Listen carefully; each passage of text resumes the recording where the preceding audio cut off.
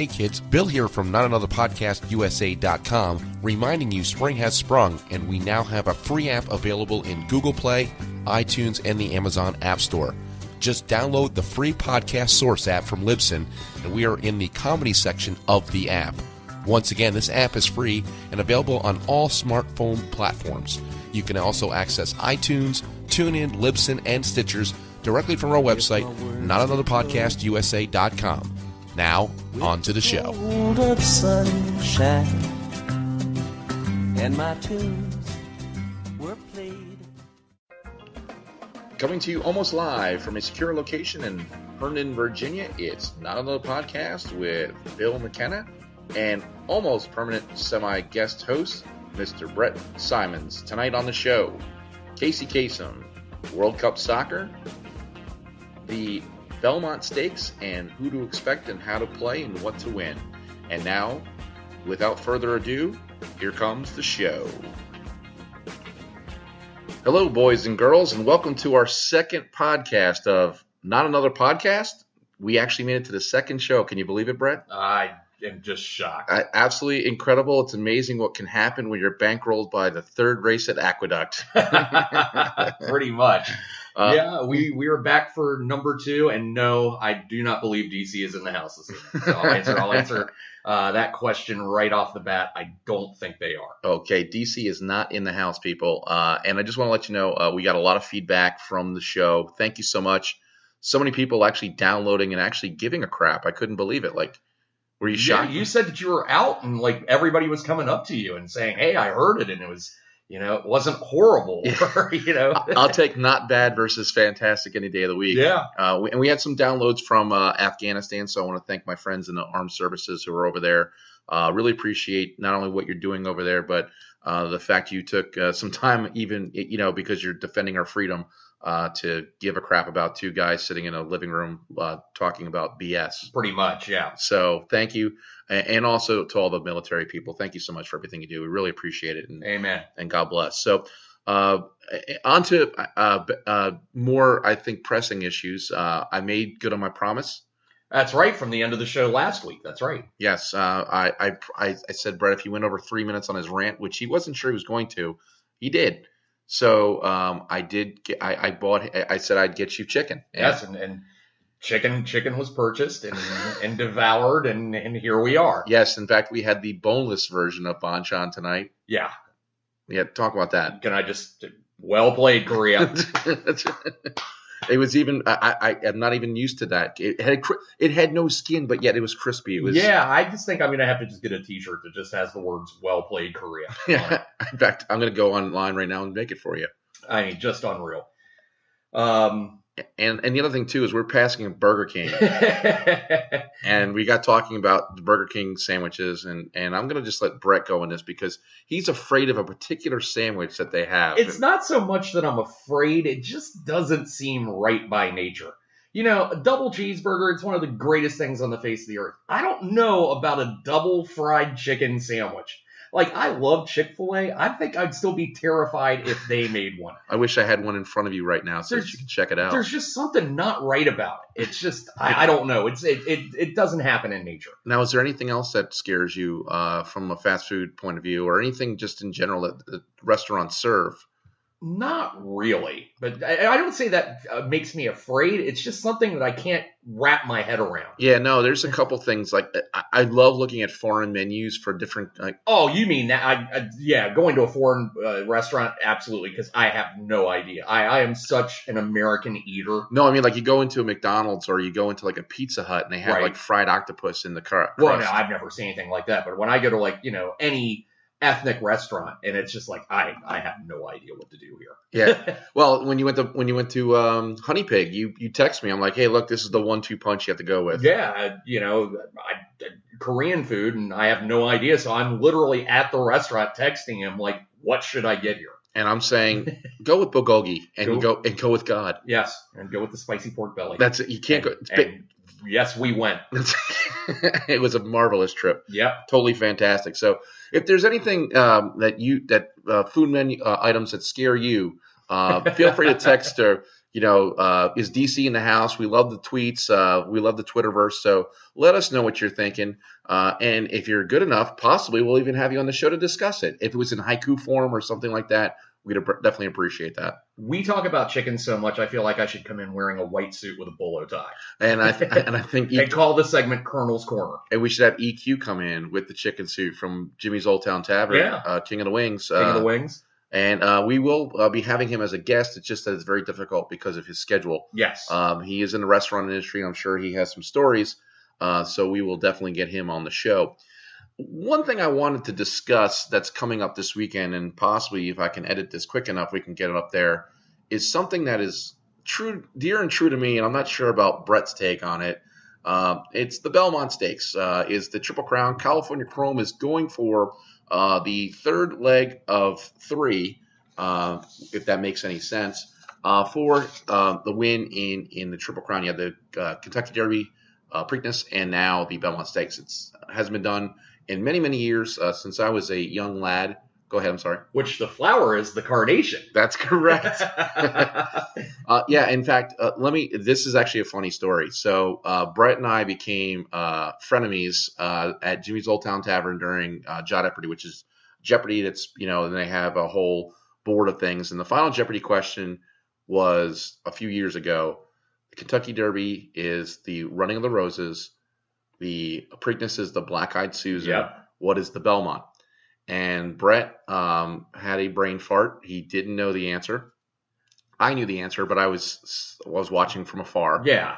So, being the good friend that I was, the next day I saw Brett, and I actually went to the flower shop next door and got you a dozen carnations.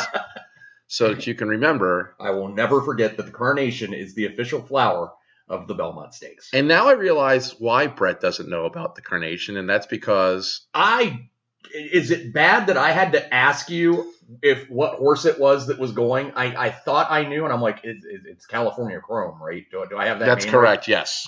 We're having this pre-show discussion. I was like, is it bad that I'm not sure of the horse's name? No, that's a lot of people don't know, but I can tell you, and Brett can attest to this. I've been on a kind of a hot streak. So yes, I actually paid for a trip to Maui and paid off all of my debt with the exacta from the Kentucky Derby, and then I won a ton of money. Well, not as much, but it was a lot of money. So in any case, at work, some people know that I'm actually did a little a PowerPoint presentation, and Brett has it in front of him. That's just amazing that you did a PowerPoint presentation. I haven't really looked at this yet. This is literally, if I were going to become a gambling degenerate, I would take this to wherever I would go, and I would follow this verbatim. Yeah, it's literally hand-holding to become a gambler. Yes, that's because some people are like, I don't understand what this is. And so I was kind enough to walk through everything as far as what a bet is, what odds are. Horse. Name of the horse is the horse. That is line 2. Yes. Horse. And next to the word horse, it's name of the horse. Because I like to, when you're looking at a spreadsheet. You got to be thorough on stuff. When you're dropping, ducats on this to try and finance trips to Maui and all that, you've got to be thorough. Yes. So needless to say, I do believe that California Chrome is gonna take this. Yeah, I'm looking at this. He actually has who to bet on and what he's betting, and most likely to surprise. He even has the long shot of the day. Yeah, B-Back's long shot of the day. That's correct. I don't mess around with these things. So. Oh, come on. The guy's name. Okay, first off, the horse is called Matterhorn. The jockey's name is Joe Bravo. Yeah, that I'd throw $1,000 just because of Joe Bravo. Well, actually, the reason why Joe Bravo, our New Jersey listeners know this. He's actually the top jockey at Monmouth and Belmont. He's the Belmont jockey, like the resident guy. That's correct. So that's why in the Kentucky Derby, the horse that came in second, which was a 60-1 horse, was a Churchill Downs horse from Kentucky. Okay, so that makes sense. It's familiar with the track. You're playing your home field. Yeah. It's. I don't care if you're the NBA or NHL. Home field advantage does have some validity to it. Yes. So that's why Matterhorn is in my mix, which is going off at 30-1. That's definitely a long shot there. But I have California Chrome winning, Tunnelist, 11 horse, which drew 11, which is the far post, at second place, and then Matterhorn to show. Now on my exacta, which is a 1-2 combo, I box that, which means that if California Chrome comes in second. Well, let me go to box. Yeah, go ahead, please. Okay, let me read this for the novices at home. The box. That gives you the ability to win if horses come in any order that you bet. For example, you bet $1 trifecta box on California Chrome, Medal Count, and Commanding Curve, and they finish either 1, 2, or 3.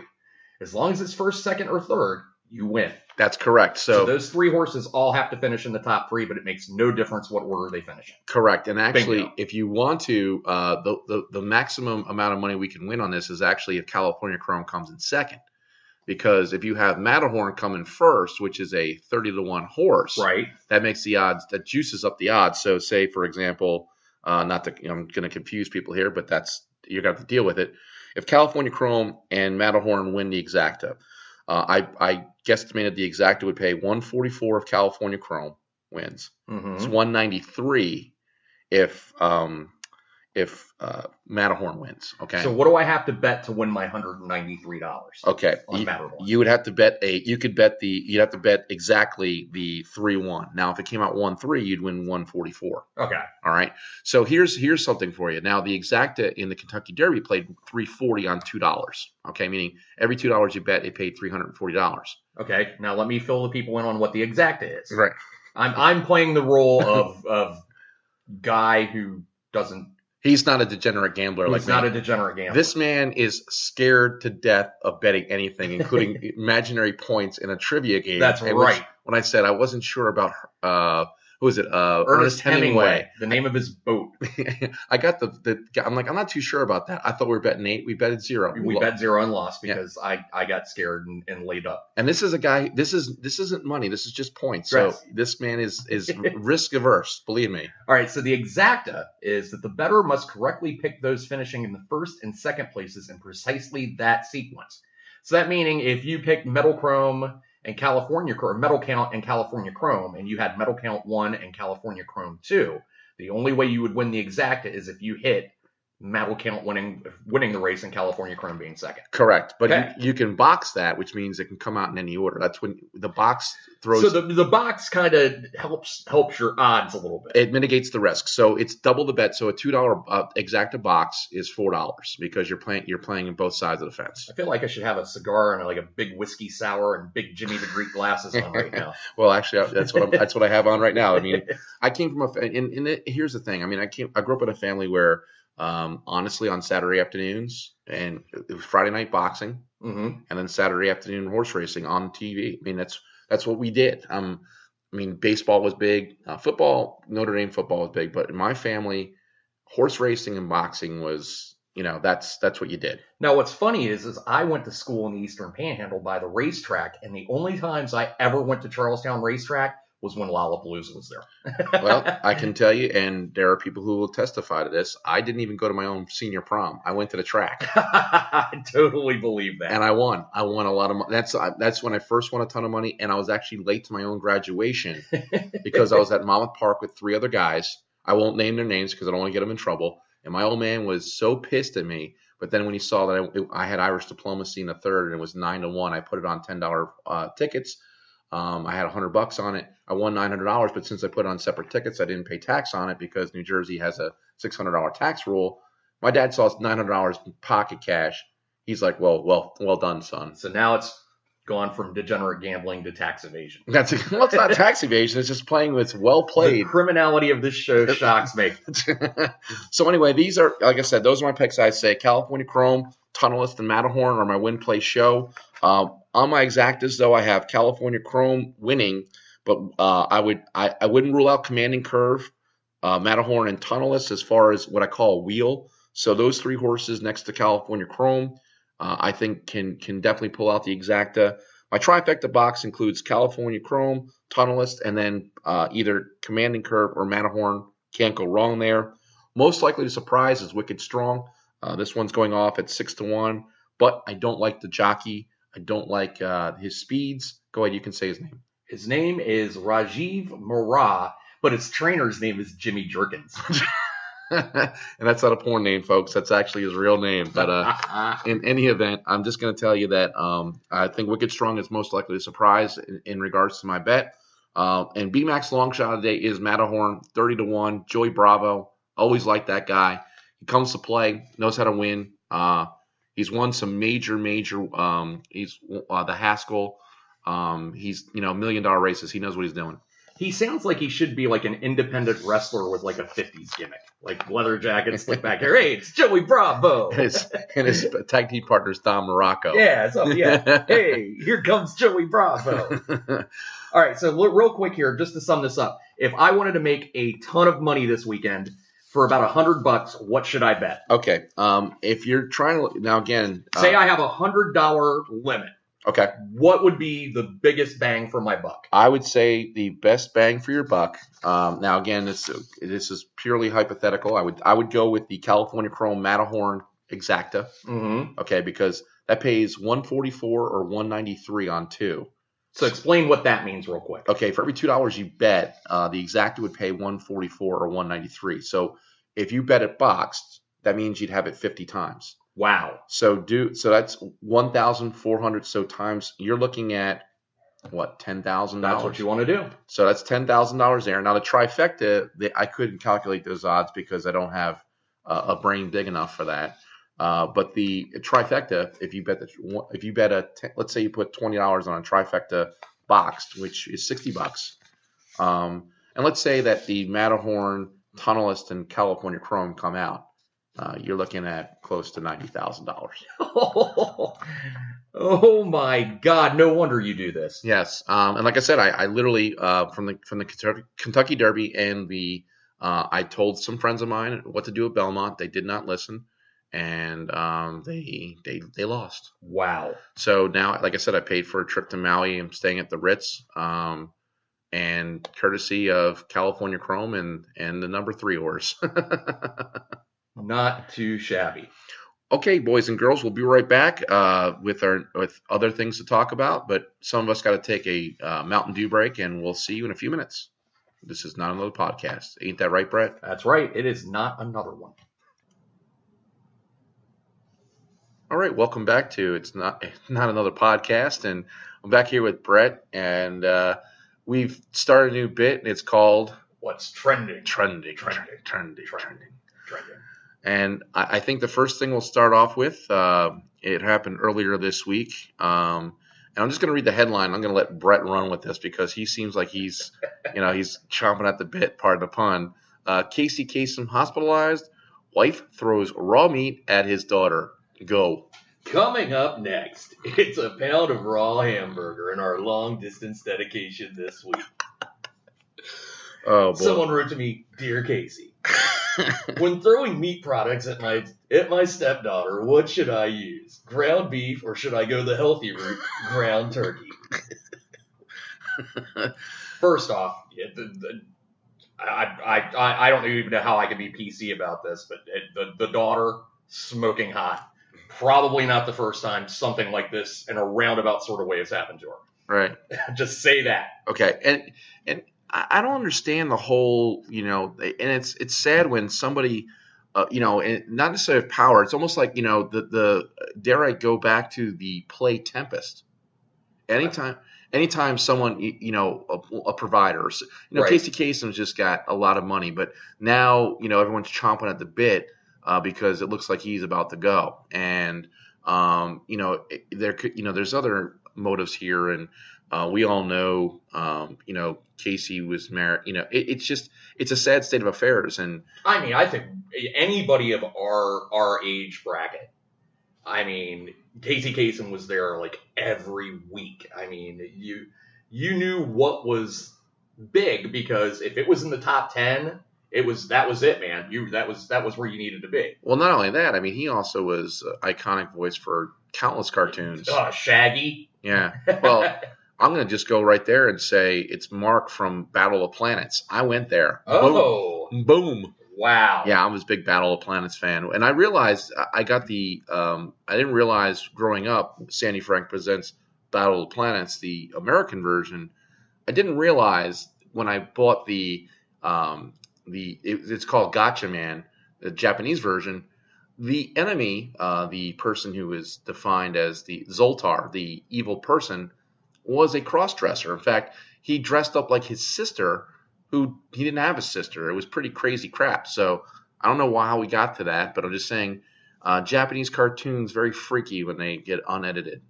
Respond to that, Brett. Well, here's what I'm looking at. While you were voicing your love of Battle of the Planets, he was Robin on the Super Friends. Absolutely. Totally forgot about that. Yes. Let's see. He was Robin from Super Friends. Did 3 episodes of Sesame Street. He was Alexander Cabot III from Josie and the Pussycats. I don't even remember that. Josie and the Pussycats. That's about all I remember. Ding. He was Rankin Bass. Here comes Peter Cottontail. So that means he was a Rankin Bass character. Ding. Let's see, Battle of the Planets. Did commercial voiceovers for products like A&P, Red Lobster, Oscar Mayer, Heinz Ketchup. And then, of course, talks about America's top 40 and top 10. Yeah, he was Ryan Seacrest before Ryan Seacrest was Ryan Seacrest. Pretty much, yeah. So, in fact, I think pretty much between Dick Clark and Casey Kasem, Ryan Seacrest has taken basically every job that those guys have ever had. Right, and we'll see what happens when we're old and said, hey, remember when this was happening and Casey Kasem had his, because Ryan Seacrest, they might be throwing algae or something. Dear Casey, my stepmom hit me with a tilapia. Can you play What a Fool Believes by the Doobie Brothers? Very good. But that's well played. I don't know why I picked that song. That was just the first song that popped into my head. Yeah, or I'm sure I could have picked some sort of fish-related song. Here's a band called Fish. Yes. Will you play something by Fish? Well, let's redo that. We gotta redo that now.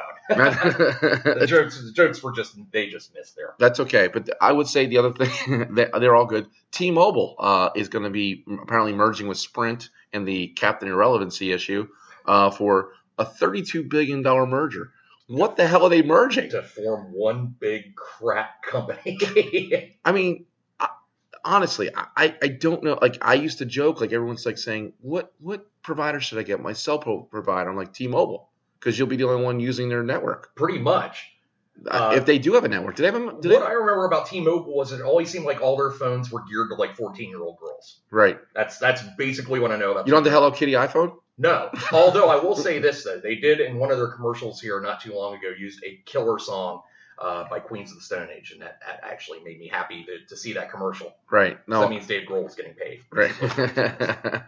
But yeah, I don't know anybody. The people that I know that use Sprint are just like, I'm losing you. And now either they don't want to talk to me every time I call them, or their phone is just dog crap. Right. And that's the other thing too is I had Bell Atlantic, now it's Verizon, and some people would make fun of me because I had AT&T or whatever when I was growing up. Right. I had a phone because my father has been sick most of my life. So if I was going to get the call, I needed to know at all times. So I've had a cell phone when they were like £1 each. Yeah. So I'm probably going to, have some sort of cancerous tumor in my brain. And I mean, now you get your data, your email. In fact, here's an email right now.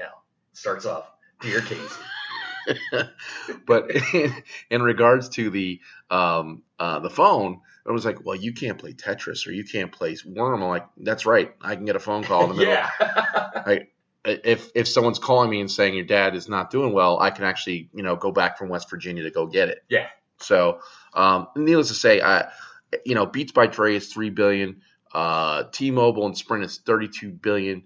And somehow we don't have enough money to hire people to do jobs. I just don't. $32 billion. And then you have the Clippers selling for $2 billion. Yeah, and the Milwaukee Bucks went for $500 million. The Clippers wouldn't be worth $2 billion if they put $2 billion on top of the Clippers. Yeah, I mean, if they're worth $2 billion, what in God's name are the New York Yankees, the Los Angeles Lakers, probably the Dallas Cowboys, Manchester United, the Boston Celtics? In fact, I have something about them later on. Okay. You want your rant? That is a preview right there. All right. I will give you. He's going for a box of chicken, people. There is your hint for what's coming up later. Yeah. But if the Clippers are worth $2 billion, what are the Yankees worth? Right. Exactly. I mean, if I was a Steinbrenner right now, I'd sell because I could buy any island I want. I could buy Long Island, Staten Island, the Cayman Islands, whatever. Liberty Island with the statue. Right. I mean, Coney Island. yeah. Gilligan's Island. Is this what we're doing? Are we doing islands now? We can just keep going until Islands in the stream. that is what we are. Fantasy islands. Had tattoo, poor guy.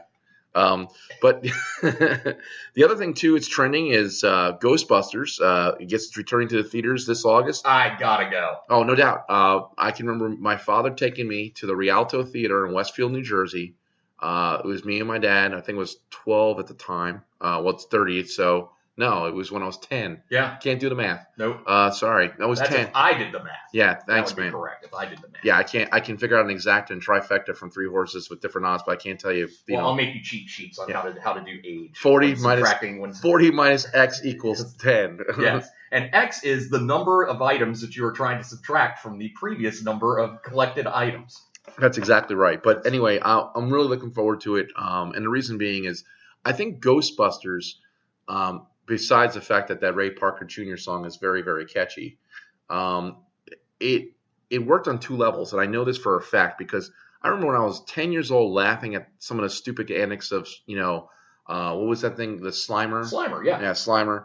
But things like the Gatekeeper and Keymaster. Yeah. I mean, that is so sexual. There is no Dana here, only Zool. Right. And, I mean, to this day, I still think that one of the best lines ever in a movie, in movie history. I didn't understand it when I was 10, but God bless America, do I laugh when they're talking to the mayor, and then the guy goes, and, what is he goes, and this guy, until Dickless here, shut down our reactor. And then the mayor goes, is this true? And then Bill Burr goes, yes, this is true. This man has no dick. Greatest punchline. I mean, that's one for the ages. Just the whole scene in the park where he's telling the guy, you look very pale. I'm telling you, and honestly, because there's so much crap out there, Ghostbusters is on Netflix. It can still be on Netflix. People will go to the movie because they want to relive that experience because that's when. Could you imagine seeing Ghostbusters in like an IMAX format? How awesome would that be? And it's a shame that Harold, Ramis won't be here to experience that because he's one of the true comic geniuses of our time. People don't realize the stuff he's written through the years. I mean, he not just Ghostbusters. I mean, just everything that's out there. He was just. Stripes and Volunteers and anything SCTV, anything those guys, Bill Murray, anything they did Caddyshack. He wrote Caddyshack in 2 weeks? Yeah. I mean, he's all coked up, but back then you could do that sort of thing. That's why it took 2 weeks because he just fast forwarded everything. But yeah, I'm looking forward to the Ghostbusters. And I see here Calipari. Kentucky agrees to $52 million of Mr. Calipari. I have a hunch as to why that happened. Before you start, I just think it's ironic. It's coming from a state where Rand Paul is the senator. Not that he has anything to do with that because it's federal state, but here we are talking about cutting budgets and everything else, and this guy's making $52 million. I mean, this comes on the heels of earlier this week. I mean, Nick Saban getting almost $7 million a year for an extension. I think he signed now through like 2022 or something like that. Yeah, and the thing is, the amount of money it makes for that state, I mean, just the money that those universities rake in. Because they're nonprofits, which is another story we can definitely go into, but they're considered nonprofits, so therefore they're not taxed. And, I mean, you got to think of the amount of money. I mean, when you think college football, you think Alabama. You think, Michigan, Ohio State. You think the Notre Dame. Notre Dame, yeah. I was getting there. I knew you were waiting for me to get there. And then basketball, I mean, you got Kentucky and Duke and North Carolina and Kansas. You have a guy that's successful at one of those programs, they can write basically their own checks. Right. I mean, you want to talk about job security, and Nick Saban could shoot the governor of Alabama square in the face, and people would applaud him. Like, hey, awesome, roll Tide. Coup d'etat. It's like, okay. And in other news today. Yeah, roll Tide. Absolutely, no. And, again, not really one to judge because I think the system's broken to begin with, so I'm not even going to try and I'm not going to say, well, because of Calipari. No, it has nothing to do with him. Good for him for getting his, as they say, but $52 million. The other thing too, that just popped in here, and I wanted, Don Zimmer passing away, was virtually the same age as my dad, 66 years in baseball. beloved character. I mean, and he was a character. Oh, I mean, if you're a baseball fan, I mean, all you have to do is remember the video with him and Pedro. Yeah. Well, And here's Don Zimmer out. Yep. Like, what was he gonna do? But he went out there because he was sticking up for his boys. And the very next day he wore an Army helmet to the game, which I thought was pretty funny. I mean, the characters like him and Lasorda, it's getting few and far between. Thank God we still have Euchre. Yeah. I mean, but the baseball characters, the guys who just epitomize what the game should be, it's unfortunate that we're getting to this time. So it's one of those things. I would love to be able to catch a Brewers broadcast and listen to Euchre. Yeah, and it kind of segues what you're saying. I'm glad you said because it just lit a little fire in my head. June 6th tomorrow. Yes. It's the 70th anniversary of D-Day, Yeah. and we are not. I mean, they're all leaving us. The World War II veterans. Yes. My father was not in any war because the Sullivan Rule. He lost brothers in World War II, and in fact, our town is the Denellen Destroyers, our mascot, in honor of basically somebody war dead that came from our town. Wow. But it's called the Greatest Generation for a reason. And I mean, you see the videos of like the World War II survivors like coming into Dulles and a lot and getting standing ovations. I think standing ovations are the least that we should be doing. Absolutely, we should be picking up their hotel rooms, whatever they want to do. Let them do. I mean, if you really want to put it in perspective, figure if they were 18 years old, they would be 88 years old now. Absolutely. And the other thing, you can't even fathom it. Well, the other thing too is, I mean, what had happened after the World War II with the GI Bill, and a lot of guys who were lower middle class or poor were able to go to school because they were given money on the GI Bill. My father, I'll tell you a really great story. I wish my dad was still here because I'd love to have him on this podcast. He could tell stories like better than anybody. But when he was in college, Rochester Institute of Technology is where he went to school, and one night he's like, yeah. So one night there was a bus and the keys were in it, and our fraternity brothers jumped in and took the bus. I'm like, what'd you do? He's like, well, we were drinking beer and we're stopping, picking people up and dropping them off. Finally, this one woman is on the bus saying, this isn't the normal people, and it got to be a hassle, and they got pulled over by the cops. And I said, what happened? He goes, well, they pulled us over, and Knocky Nolan. The guy's name was Knocky Nolan. I mean, they had a guy in college named Knocky Nolan. That was his name because he was, he liked to get in the fights. Yeah, I guess so. So old Knocky was driving the bus, and Knocky was a war veteran, heavily decorated war veteran. And then I just said, well, what happened to you guys? He said, nothing. I said, why? He goes, do you think a cop's going to throw a kid in jail who's got a couple Purple Hearts and a couple Bronze Stars and some other stuff? That's true. And it's not going to happen. And you can understand that. But at the same time, they didn't really do anything like that. And that's why when my dad watched Animal House, he'd just go, bunch of amateurs. I was the Babe Ruth of booze people.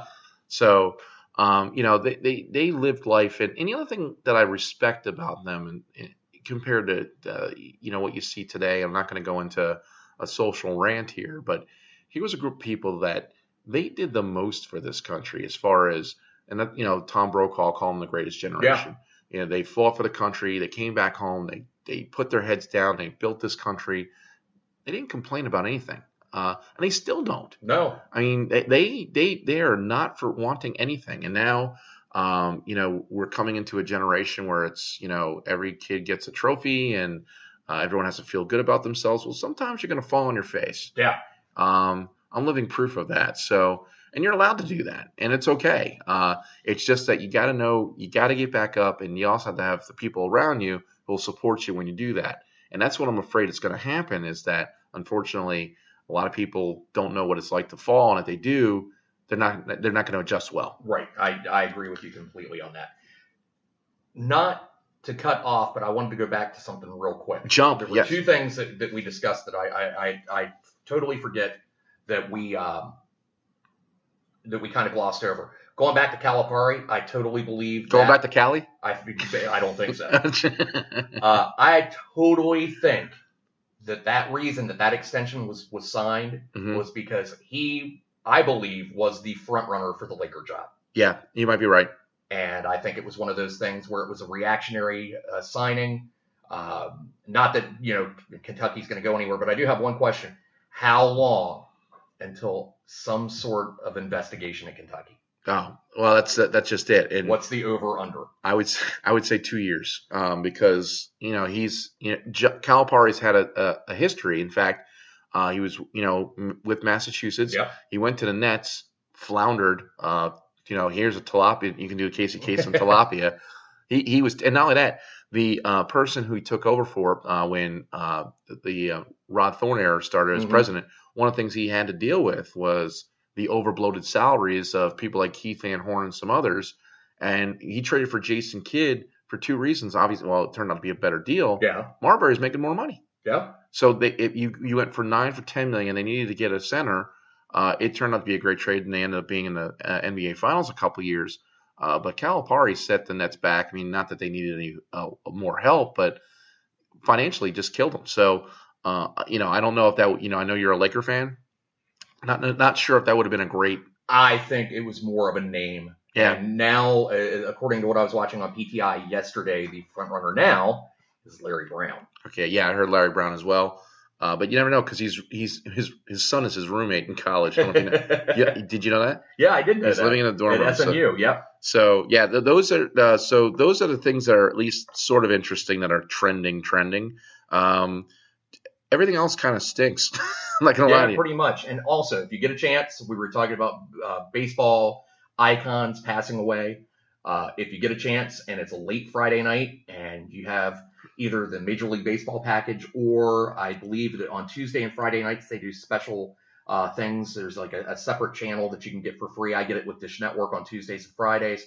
Do yourself a favor while you still can. If the Los Angeles Dodgers are playing baseball on a late Friday night, tune in and listen to Vin Scully. Absolutely. Vin Scully is the epitome of baseball, and I agree with that. There's no doubt. And I would talk about a segue going from a velvet voice of Los Angeles to the absolute bowels of what Los Angeles has to offer. I was before the show, and Brett is starting to figure this out. I am a purveyor of bad movies. I absolutely love these things because they are.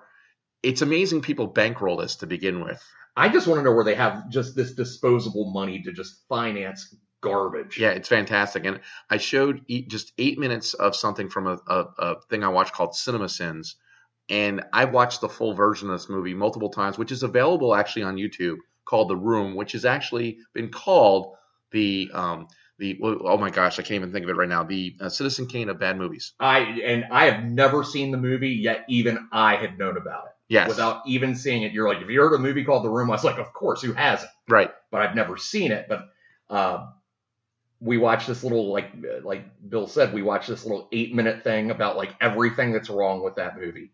And I was dying laughing. Yeah, it's horrible. It is so bad. I mean, there are scenes there. Some of my friends, and that's why I'll even email people on to say, and I say hi to you because this is how this man says hello to people. It's like, oh, hi, Ivan. Hi, Brett.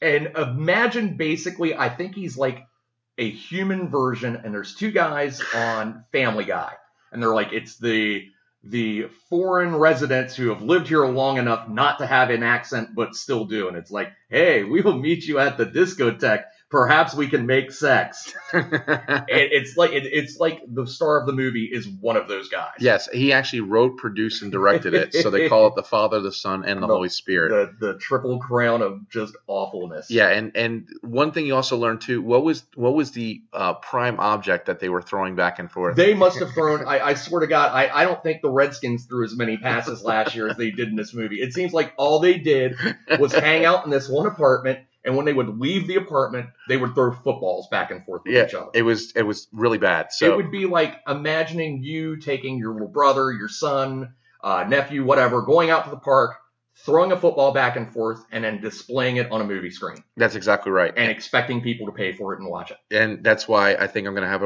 a room viewing party because I think you're going to have to. And the thing you have to do when you get it. You have to drink some scotchka. You got to drink some scotchka because apparently this guy never drank, so they thought the best drink to make for him would be a combination of scotch and vodka. Right, hence scotchka. Scotchka for somebody that's never drank. I think if we do this, we have to have scotchka, and we have to just all stay in one room, and everything happens in that room. Right. Of course, to get in, you have to have a football. Right. Football is required. But if you don't bring a football, it's okay. Someone will pass one to you. And if you never know. I mean, not only will they pass it, they will expect you to throw it back to them. They will throw it back to you, and so on and so on. And how would you greet them when they walked in the door? Hi. And I say hi to you. Hi, Bill. But anyway, so after seeing this, it just got me thinking about bad movies. And certainly, you can email us, send us on Twitter, NA Podcast USA. And Brett's like, I don't know if I've seen any bad movies, but now it's like anything else. Like some of them are just so deliciously bad. Like, for example, Showgirls. You've had to have seen Showgirls. Oh, of course I have. It's Jesse Spano topless. Are you kidding? Right. Of course I've seen that movie. And and you watched it originally to watch her be topless and gyrate, but then after a while you're like, this is awful. And can it get any? It just got worse. It's a flaming pile of poo that is flaming and just crashing right before your eyes. It was awful, and then when she shoved Gina Gershon down like the steps, it just took another level of awfulness. Absolutely. It went from like just cruising along at 50, and then all of a sudden you're doing 190 miles an hour. Right. Another one too, Battlefield Earth. Just no urge to see that. Really, you've never seen Battlefield? I know what it's kind of about. I know that Travolta is just horrible. Here's the thing: anything that involves science fiction with a religious topic, I am in. Really? Yeah. This movie is so. Give you an idea. It doesn't matter because the plot's it's just terrible to begin with, but the people who revolt against the aliens that have taken over Earth, right? Battlefield Earth. Okay. They fly Harrier planes from 3,000 years ago, and they're perfectly fine. They're in mint condition. The engines work, but they didn't. But they learned from learning machines that they stole from the aliens. Exactly. See, I wish you could see his face. It's painful. Like he needs to take aspirin. It's dog crap. And the reason Travolta wanted to do this because this is one of L. Ron Hubbard's biggest selling books. Yes. I see, and that's the other thing. And maybe it's just I don't know. Maybe I had a prejudice against it to coming in or something, and I saw what Travolta looked like, and I'm like, this does nothing for me. And in all honesty, I'm not a very big science fiction fan. Now, I love my superhero movies, but science fiction for me is basically it starts on Tatooine and it ends on Endor and goes to Hoth in between. Well, it don't necessarily have to be a science fiction fan to appreciate a bad movie because it's all about the plot. Well, that's true, and I believe there's a couple others. There's one that you were telling me about that they say could give The Room a run for its money as one of the worst movies of all time. Tell the people about Troll 2. Oh, yes. Well, Troll 2 is one of my personal favorites of all time. Number one, there was no Troll 1. I was going to ask you, if you didn't see Troll 1, would you be lost seeing Troll 2? No, because you're lost to begin with. And it was, okay. And here's the funny part. It was shot in Utah by an Italian director, and they couldn't understand what he was saying. And they're just doing lines. And long story short, it's about this family who does a family swap from people who live in the city to the country. And they go out to the country to a town called Nilgong, which is goblin backwards. But the movie has the worst. It's so bad. There's a Netflix documentary called "The Worst Film Ever Made," and now the cast goes around talking how bad this movie was, and it's one of my morsels of joy. Like when I see it on television, I have to watch this. Is there anybody that we may have heard of that's in this movie? No. Okay. No, there's no. In fact, there was one person who was a quote unquote rising star, but that flamed out rather quickly after this piece of crap because of Troll 2. Yeah, I think I might have the Bill McKenna Bad Movie series. It definitely will have The Room. It'll have Troll 2. Battlefield Earth will be on there. I also have to put in Batman and Robin from 1997. See, you had to go there. No, I had to because all I can say is nipple costumes. Well, yes, nipple costumes. And I'll tell you what actually ruined that movie for me. I don't know if you guys have gathered this over the last couple of weeks. I believe maybe I said it last week. I am a huge Batman fan. Love Batman. I actually did not hate that movie. I'll tell you what I hated about it. Schwarzenegger was so so over the top Yes. that it was just painful when he was on screen. Mm-hmm. I didn't mind Clooney as Batman. I like Clooney as Bruce Wayne. If I think, sophisticated, suave guy, I'm thinking Clooney.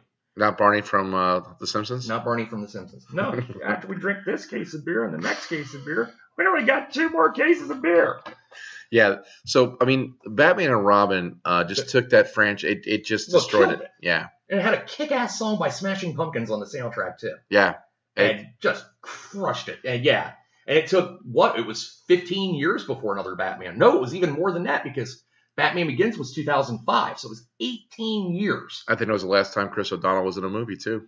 Yeah, and I actually liked him as Robin. No, I think it was pretty good, but it was, unfortunately, that was a career killer. Yeah. Alicia Silverstone. Yeah. Where's she gone? Clooney is really, of course, Schwarzenegger goes on and becomes governor, but Uma Thurman, she was hot as a pistol at that time. Yes. What's the last thing you remember her being in?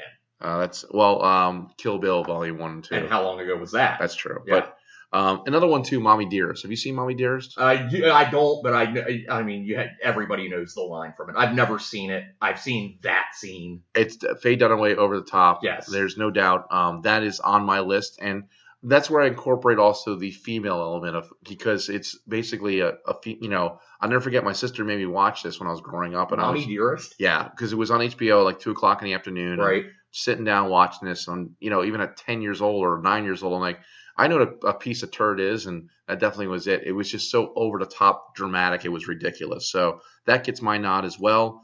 Troll 2, that is right there. That is where that's basically. I love the fact that there's not a Troll 1. Yeah, and like I said, it was written and produced by Italians. In Utah, and where they don't allow fun, according to basketball. The Jazz moved to Utah, where they don't allow music. And I wish my friend Chris Blouse was on this show.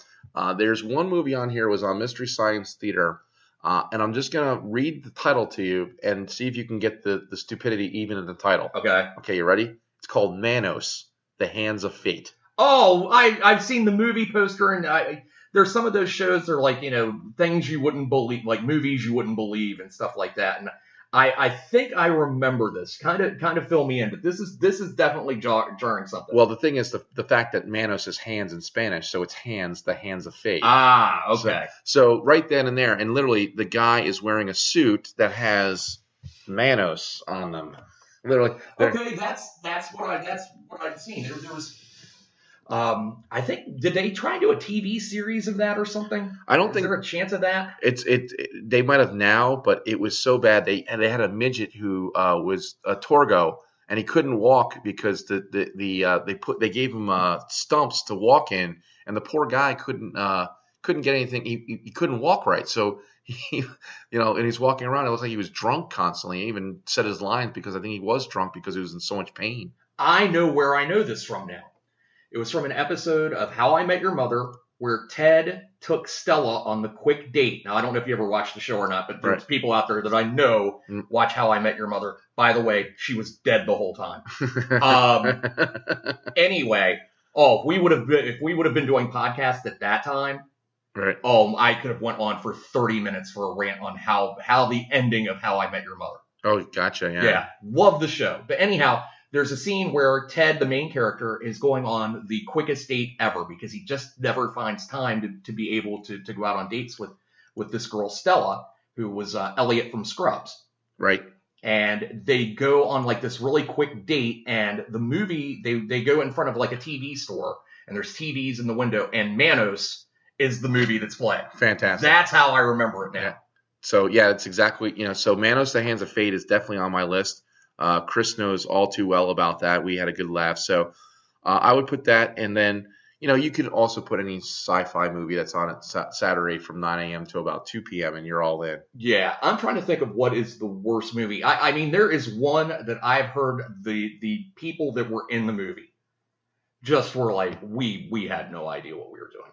It's a little movie that premiered on Halloween night 1978 entitled Kiss Meets the Phantom. Oh yes, or the Phantom of the Phantom of the Park. Yes, and I remember I watched that when I was 4 years old. I was very excited about it because I was And I remember cutting trick-or-treating short that night and going over to the neighbors across the street, and we watched Kiss Meets the Phantom. yeah, and and I know you're a huge Kiss fan, but what a pile of crap that is. Basically, Gene Simmons, when asked about this movie, his response was, "What movie?"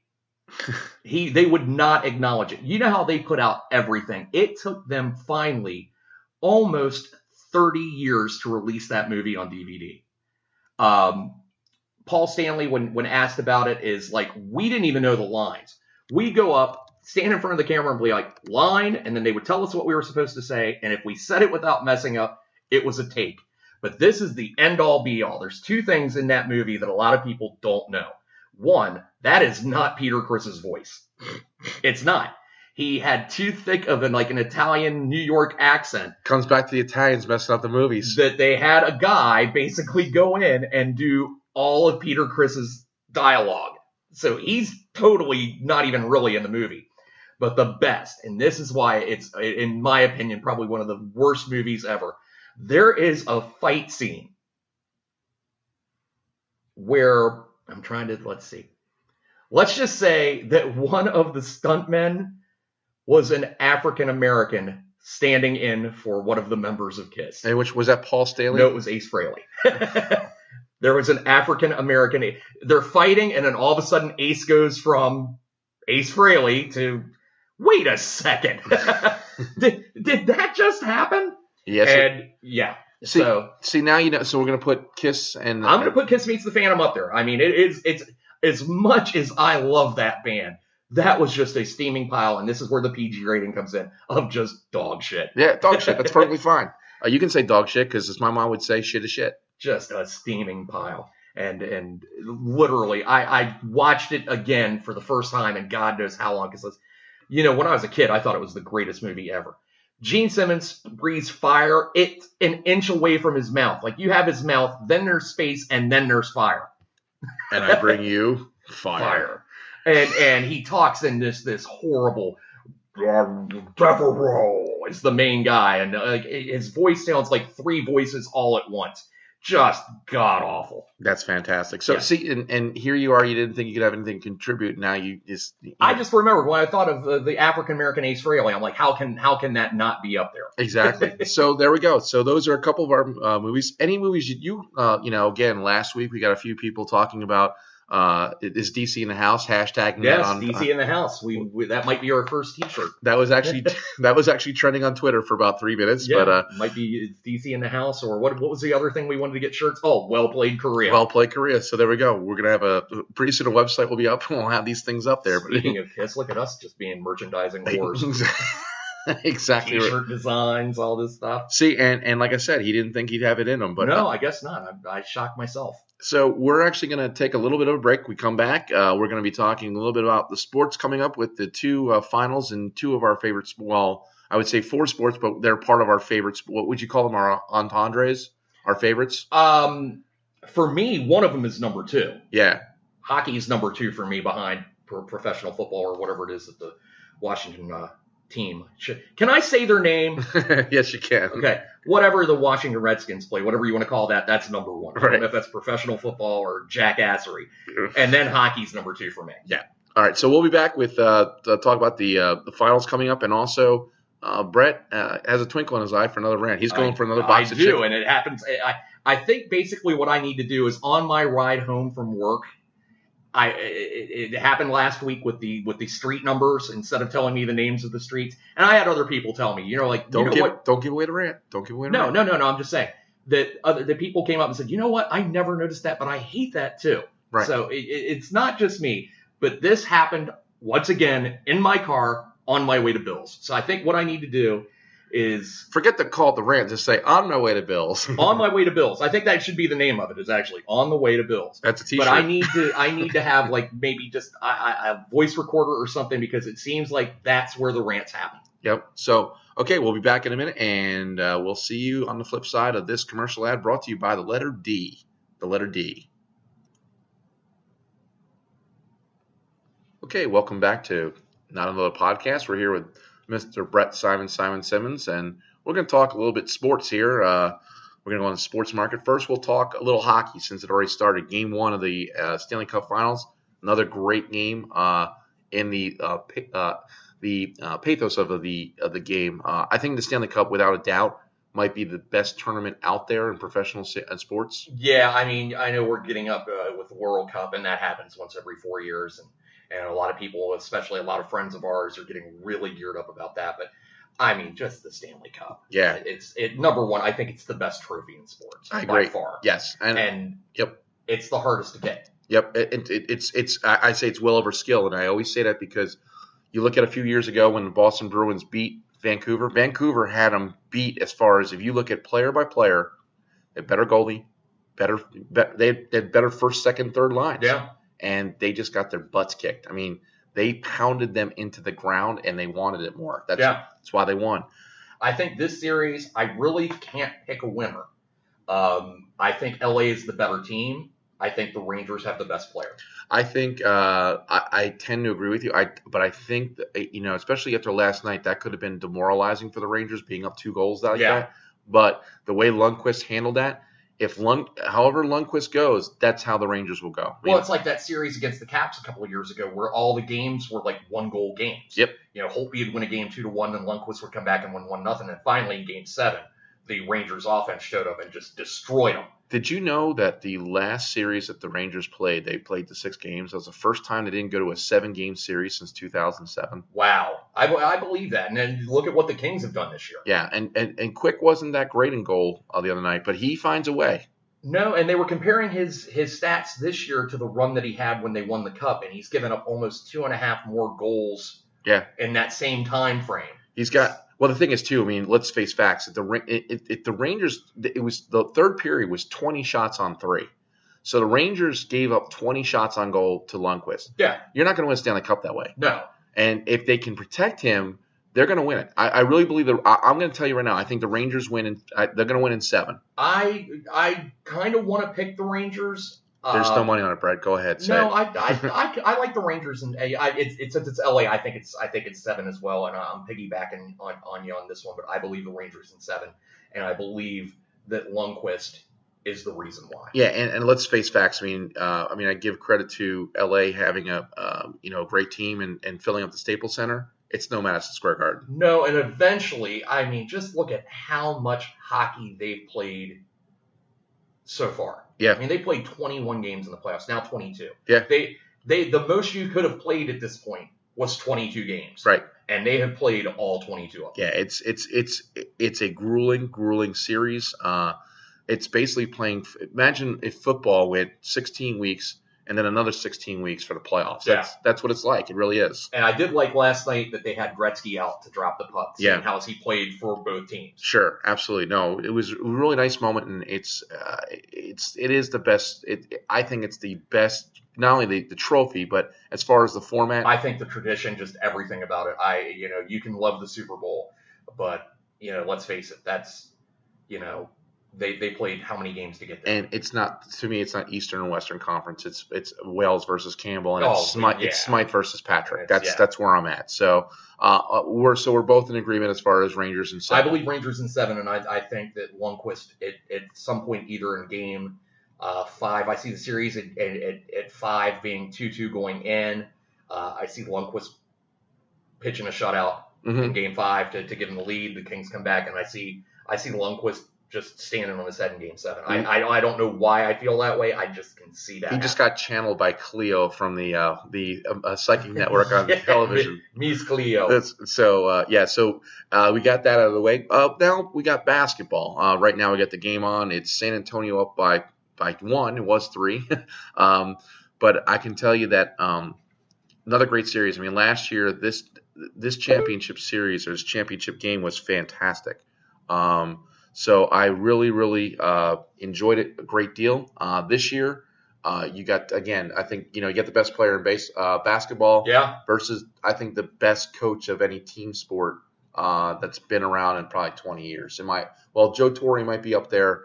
Greg Popovich, amazing job with the guys he's got. He's going for his 5th title. Yeah. I mean, how many coaches have 4, let alone 5? In San Antonio, which doesn't really have a budget. No, and basically you look at some of these teams that get lottery picks. Well, they got two. They got David Robinson. They got Tim Duncan. They made them count.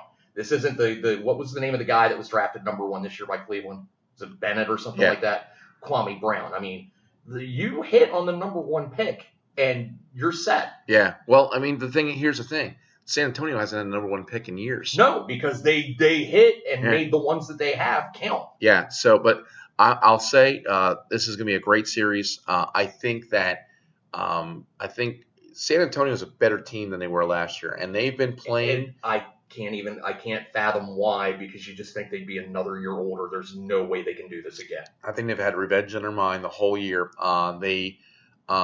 The way they handled Oklahoma City was truly amazing. It really was. Oh, it was just precision. It was just like, let's go for the kill, and we're going to do it this way. And it was like San Antonio was like, we're going to do this to you. And even though it was amazing, because a lot of those games, you had 20-point swings as wins and losses. Yeah. But they were better for it. And now I'm going to, I think Miami is, in my opinion, I think they might be the better team on paper. But I'm going to tell you, I think San Antonio wins in 6. I'll tell you what, I kind of agree on that, and I'll tell you what makes me think that is that when Tim Duncan, who never speaks, says this is what we wanted and we're going to take him this year. Yeah. I think he knows something that a lot of other people don't, and I got to go with you on that one. They had him on the ropes last year. They know what they're getting. You can't give them 5.4 seconds because that's everyone else's. While the Miami fans were in the parking lot, Ray Allen comes in and says, no, we still have the game played. Yeah. So, I mean, I do see this one. I don't know if it's 7. I can't see it going less than 5. I'm going to go with you on this one, too. I'm going to pick San Antonio in 6. Okay. So we're in agreement on that one. That's not to say, again, you can certainly chime in on that email us, put it on our Facebook page or NA Podcast USA on Twitter. But again, I think Miami's obviously they're in the finals, but I do also think that the Western Conference is so much better than the Eastern Conference. Yeah, I mean, you just look at the Eastern Conference. I mean, the Pacers gave hope that if the Wizards could somehow beat the Pacers, I think they can beat the Heat. Yeah, that's how bad the Eastern Conference was. Yeah, it was pretty bad. So I think we're in agreement on that, and I think that's one reason San Antonio had come from a stronger point of view. Oh yeah, they definitely played way better teams. And this should have home court. Yes. So that helps a lot too. So it played a big part, even though it doesn't play a big part for teams like the Wizards. Well, I'll tell you the other thing too about the home court this year that helps you out is that Game 5, where if you're 2-2. Yeah, but it's your place now. Right. Because it's back to the 2-2-1-1-1. Right, which is the way it should be. Which is how when I grew up with the Lakers and the Celtics and the Sixers and the Pistons, it was always 2-2-1-1-1. Right. And I think what I'm going to do now is, we're going to talk about the rant. I'm going to go into my little rant for a second. You reminded me of it. And starting next week, but we're not sure it's going to happen. The World Cup in Brazil, absolute debacle. Yeah, I saw some articles today that it's like they aren't sure this is going to be ready. No, it's not. In fact, in Sao Paulo, where the main stadium is at, there was video from a Washington Post blogger, and they have to test the stadiums to make sure that they can work right and work properly. Have 70,000, 80,000 people in them. Yeah. They're doing tests with 40,000 because the upper decks aren't even finished yet. They have upper decks of stadiums. The main stadium where they're having the opening ceremony in 7 days doesn't even have seats in it yet. My God. And there's no way this can happen. I mean, and then they have the Olympics coming up, and they're protesting in the streets because they'd rather spend the money on education, medicine, take care of the people and we even saw on WatchMojo.com. Yeah. What was number 7 as far as places you don't want to go? It was Rio, and they're like, sure, the carnival looks great, but yeah, no, it's in the same list as Sudan and Somalia, and Yemen didn't even make it compared to Rio de Janeiro. I mean, Syria came in at number 10. Right, Syria came in 10, and Rio came at 7. Should we just go ahead and tell them what number 1 was? Yes. Number 1, you should pretty much guess. I mean, it's a no-fly zone. Yeah. It's basically originated because of this city. Baghdad, Iraq. That's right. So good times there. But well played, Baghdad. Right. But, it angers me that, forget about the, you can say what you want, but the people are protesting because they're wasting money on an event that might not even start on time because they started doing it they waited for the world. They got the bid 12 years ago. They could have started then. They're building a stadium out in the Amazon where the Americans are actually going to play. There's 4 games being played out in the middle. Is this what you were talking about last week, where they have to almost be like paratroopered in? Because there's no place to, and they have no parking at these stadiums. So if you're driving there, there's no place to park. Wow. It's just going to be a complete cluster. I know a lot of people are like, I would love to be at the World Cup, and I was like, well, bienvenue, because I'm not going. No, God, that sounds awful. And the thing is, I've come to really like soccer or football, as some of my compatriots call it. I will never, ever. Well, think about it. I mean, I know we have friends at establishments that are from foreign lands that love it, but I will never call it football. Well, the thing is, and that's typical American of you, because it is, because American football barely uses the foot. Exactly.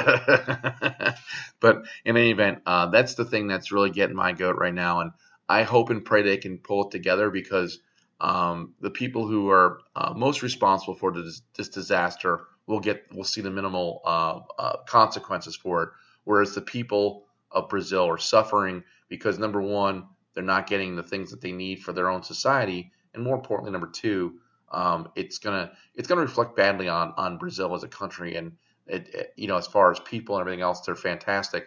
And I just think it's just a bad thing all around. And this was a sign that they won the rights when?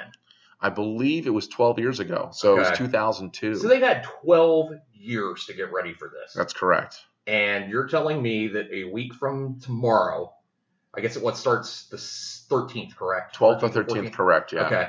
So you're telling me in a week that they have a stadium with no seats in it. Correct. And in fact, like I said, Qatar has the bid for 2022.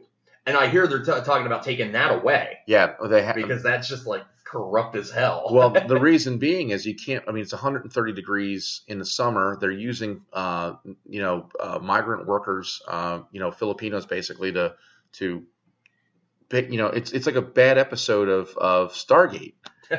Whereas the people they're basically slaves, and the worst part is, they're saying now, well, we might have to move it to the wintertime.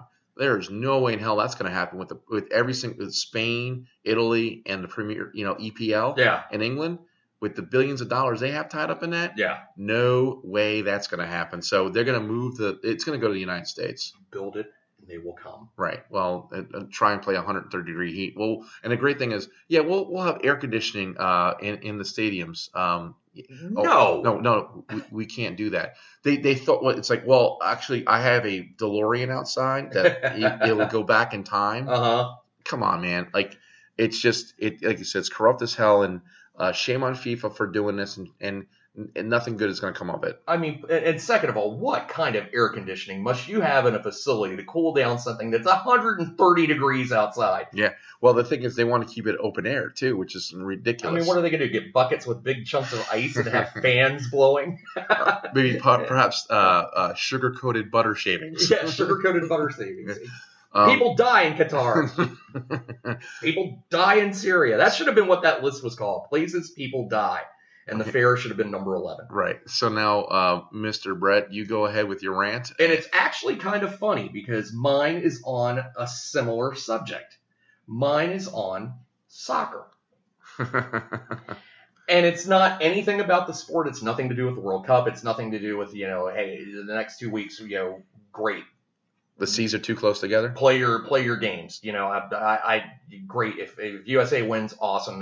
What team's Ovechkin playing for? That's what I'm worried about. If Ovi was playing, I'd be interested, but I'm not. So I'm listening to this commercial on the way home, and it's for an upcoming soccer game at FedEx Field. FedEx Field, my holy grail, my go-to place, that crap hole. It's a shithole. It's my shithole. It's so bad. But. So I'm listening to this commercial, and it's for this game, and let me make sure I know one team right off the bat. It's the one team that everybody that doesn't even know anything about soccer. So it's Inter Milan versus Manchester United. Yep. And have you heard this commercial? No, I have not. JFK was playing it. I was listening to it on the way home as I was on my way over here. And it starts off, "Come see the gods of soccer." That's right. I did hear that. I did, actually. How freaking pretentious is that?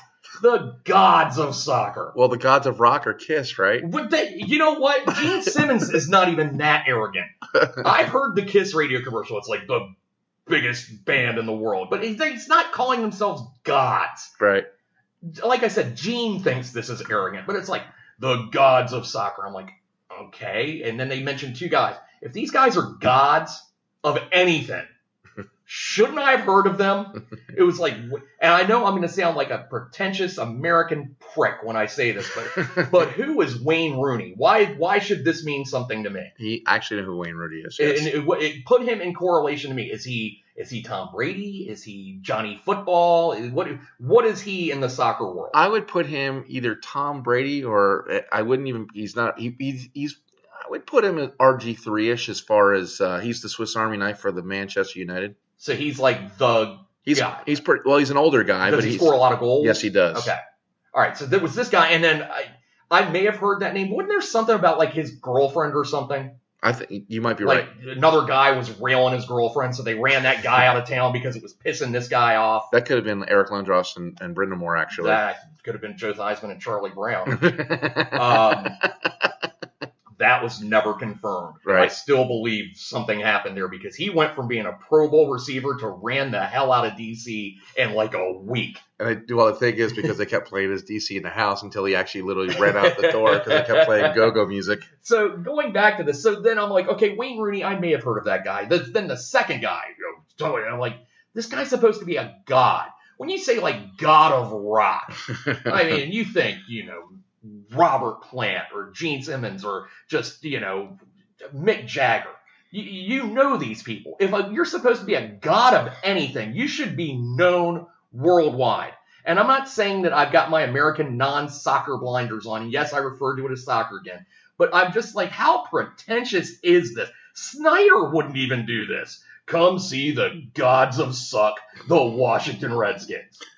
You'd never believe I actually like them, but I do. No, I can understand why it's frustrating. It's just, you stand by a team and it's just not working. But that's what I'm telling you. Let them play at FedEx Field. Number one, they got to get rid of the turf. They got to First off, the turf there is terrible. It destroyed RG3's leg. I will tell you now, if you are the god of soccer and you're playing at FedEx Field, you will be the god of reconstructive knee surgery. Ask me how I know. This is why we can't have it. That's where that first started. Was the moment Griff goes down, and I was trying to figure out if I was going to cry or vomit or both, as he's laying on the field, writhing in pain. The first thought that popped into my head was, and I believe Chuck Callahan, a friend of ours who listens to this podcast, I believe he will vouch that I actually said this. I looked and said, this is why we can't have nice things. That's right. While Griff is writhing away on the field and all hope of beating Seattle in that game. People forget we were winning that game. Yes, you were. We were winning that game, and then all of a sudden, it just snapped, and that was it. So now I've totally gone off track. But anyhow, going back to playing soccer at FedEx Field, yeah, if you are the gods of soccer, you better have the gods of athletic training with you, right? And the gods of arthroscopic surgery. It's a terrible. I mean, they'll sell out the place. There's no doubt about that. But and Schneider's going to make his money. But but it also goes back to the fact that he just doesn't care. I mean, he's just going to charge you for parking. He doesn't want the metro going there. He just doesn't care. Now, is this something that, once again, I don't really know enough about the sport. I know that people travel. Would this be something that people from Manchester would come to watch this? There's enough fans in this area of Manchester and AC Milan that would fill up the place anyway, to be completely honest with you. But is this something where actual residents would be like, yes, screw it, we're going to Landover. Right. We're gonna figure out what this place is in Prince George's County and just say, is DC in the house? And then And they're going to drive by and like, Checkers? What's a Checkers?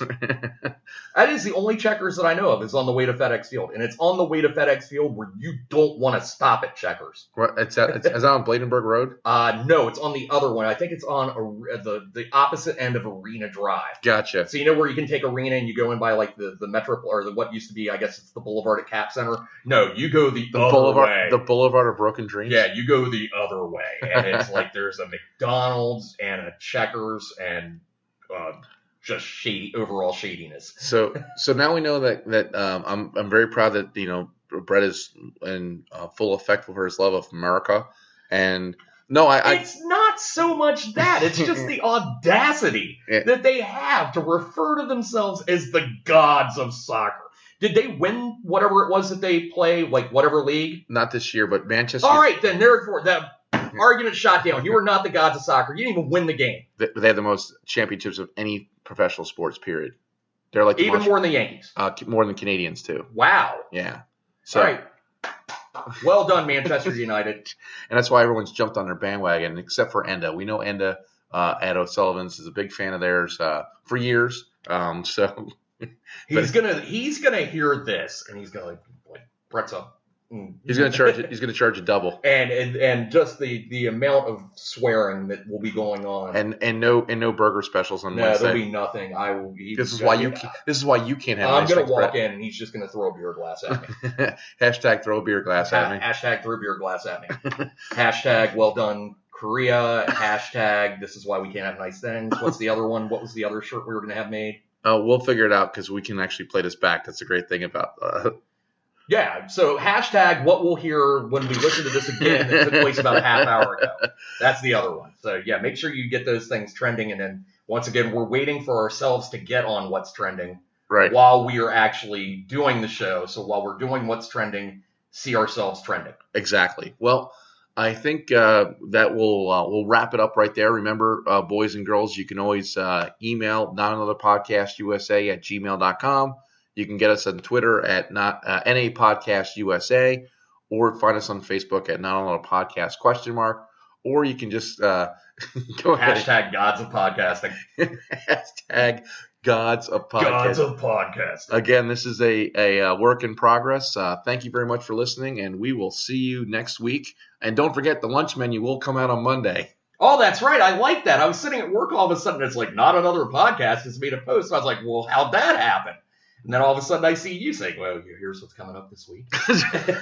It was like you must have been at work or something and you were afraid of getting busted because you were like really quiet doing it. No, I actually going to talk about this. I came back from the great thing about working across the street. I could just come home at lunch and just bang one of those things out. I was like, did he do this at work?